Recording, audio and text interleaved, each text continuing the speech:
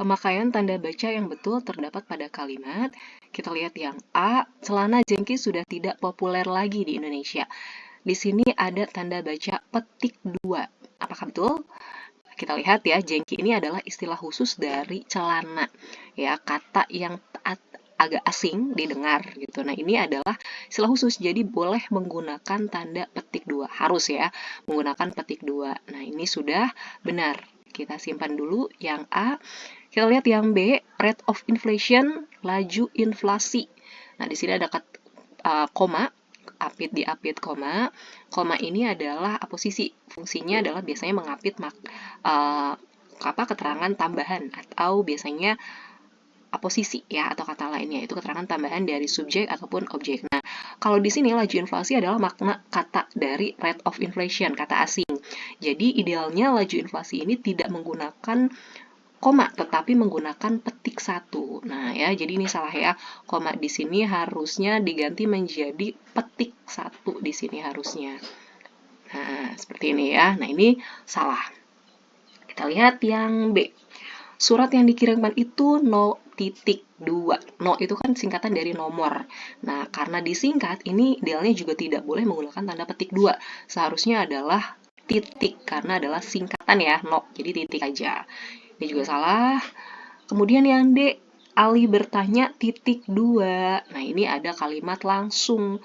Kalau ada kalimat langsung seperti ini, nah, petik 2-nya udah betul, tanda tanyanya sudah betul. Hanya yang salah adalah penggunaan titik 2. Titik 2-nya ini harusnya diganti dengan koma. Gitu ya, karena di sini ada Ali bertanya gitu. Koma, di mana kau beli buku? Nah, gitu ya. Jadi salah di sini. Kemudian yang E ini ada tanda baca tanda hubung. Nah, ia bertempat tinggal di Jalan Diponegoro 4, strip 5 atau tanda hubung 5. Nah, ini salah. Penggunaan tanda hubung ini salah. Yang idealnya harusnya adalah garis miring. Jadi, blok 4, biasanya gitu ya, blok 4, garis miring 5. Nah, harusnya menggunakan garis miring. Nah, jadi jelas tanda baca yang betul terdapat pada kalimat yang A, yaitu penggunaan tanda petik 2. Gitu. Kemudian, soal selanjutnya, sebelah kanan, pemakaian tanda baca yang betul terdapat pada kalimat di bawah ini. Kecuali, berarti tanda baca kita cari yang tanda baca yang salah ya. Kita lihat yang A. Di sini ada tanda baca titik.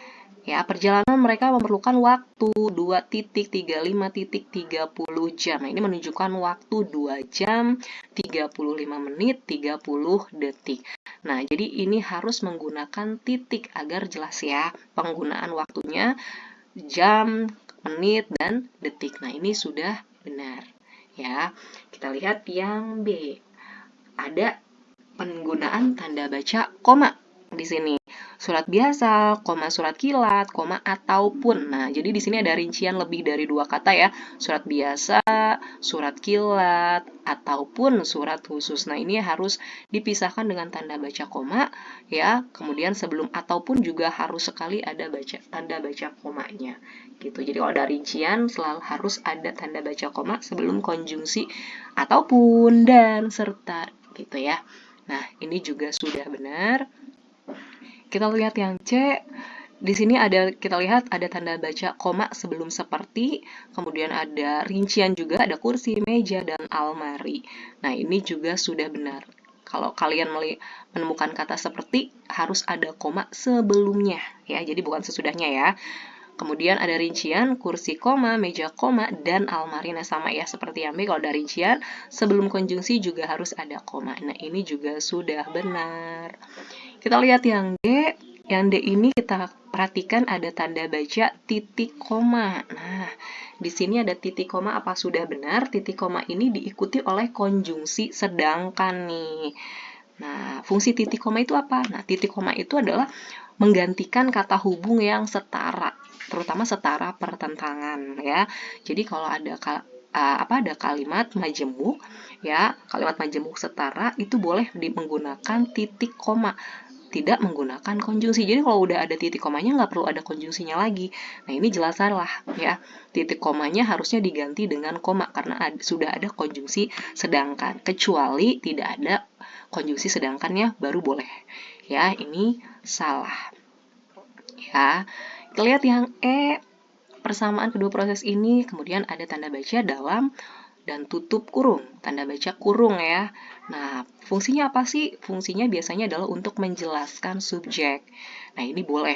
Persamaan kedua proses ini, nah, perbedaannya dibicarakan di dalam bab 2. Nah, intinya kan tetap ya, inti kalimatnya, subjeknya persamaan kedua proses ini perlu diungkapkan adalah predikat. Jadi yang di dalam kurung ini adalah sebagai keterangan penjelas gitu ya. Nah, ini juga betul